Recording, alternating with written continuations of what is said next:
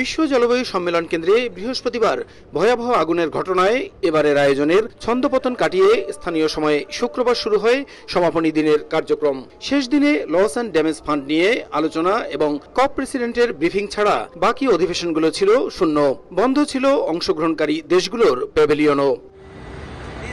সম্মেলনে ব্রাজিল প্রস্তাবিত কস্টা নথিতে পর্যায়ক্রমে জীবাশ্ম জ্বালানি বন্ধের বিষয়ে রোডম্যাপ অন্তর্ভুক্ত না হওয়ায় এর বিরোধিতা করে স্বাক্ষর করে 29টির বেশি দেশ। আবার ক্ষতিগ্রস্ত দেশগুলোর জন্য অর্থায়নে আসেনি কোনো প্রতিশ্রুতি। সব মিলে এবারের সম্মেলনে অর্জন প্রায় শূন্য বলে জানান পরিবেশ বিজ্ঞানীরা। প্রতি বছরই আমরা ভাবি যে একটা সমাধানের দিকে যাবে এই ক্লাইমেট চেঞ্জ কনফারেন্স, কিন্তু সেই জিনিসটা কিন্তু যেভাবে আশা করি সেভাবে ঘটছে না।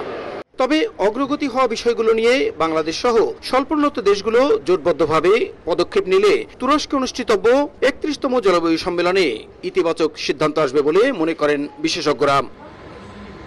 ব্রাজিলের বেলেম থেকে প্রসূন আশিস, সময় সংবাদ।